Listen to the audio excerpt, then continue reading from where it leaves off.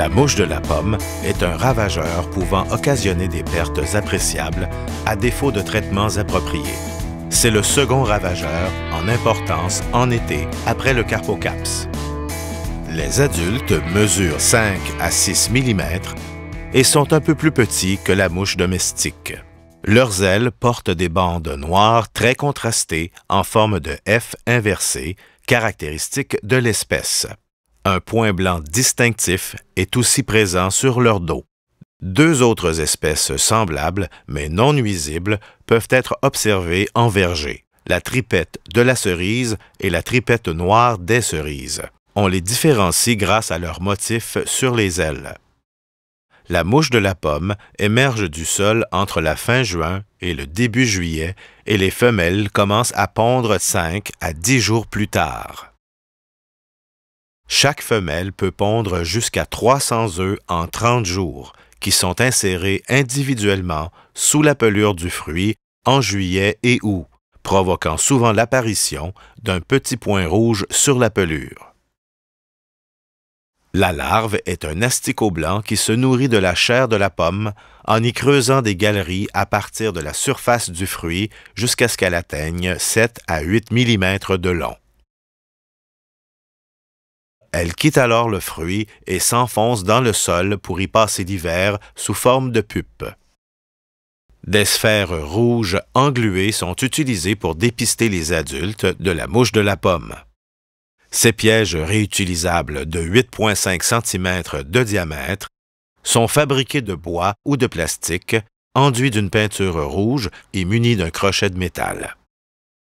Leur efficacité est basée sur l'attirance de la couleur et de la forme, et ils agissent à courte distance. Ils doivent être propres et recouverts de colle à insectes avant l'installation. Fin juin, installez une sphère par section de 2 hectares, mais pas moins de 4 par verger, de préférence dans les variétés hâtives entre le 1er et le 4e rang au pourtour du verger. Fixez à la hauteur des yeux sur une branche fructifère de façon à ce que chaque sphère soit bien visible. Des fruits doivent être présents dans le voisinage du piège, mais enlevez ceux à moins de 10 cm. Faire le décompte des captures une fois par semaine jusqu'à la fin août. Retirez à l'aide d'une spatule les mouches prisonnières de la colle. Examinez les ailes pour confirmer l'espèce. Enlevez les débris et les autres insectes et ajoutez au besoin une nouvelle couche de colle. Le seuil d'intervention est basé sur le cumul des captures. Il est d'1 mouche par piège pour les pommes destinées à l'exportation et de 2 mouches pour les autres marchés, et ce jusqu'au début d'août. Si une deuxième intervention est nécessaire en août, le seuil passe à 5 mouches par piège. La mouche est très sensible aux insecticides organophosphorés.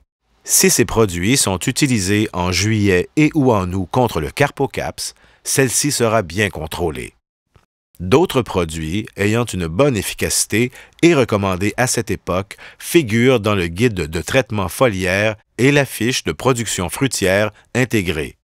En verger écologique ou biologique, le GF 120 est très efficace et donne également de bons résultats. Il est cependant très sensible au délavage et doit être appliqué régulièrement.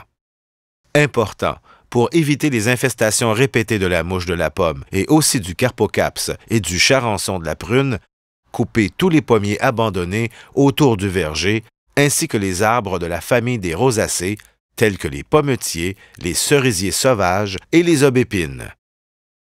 Pour plus d'informations sur l'identification, le dépistage et la lutte à la mouche de la pomme, consultez la fiche 77 du guide de référence en production fruitière intégrée.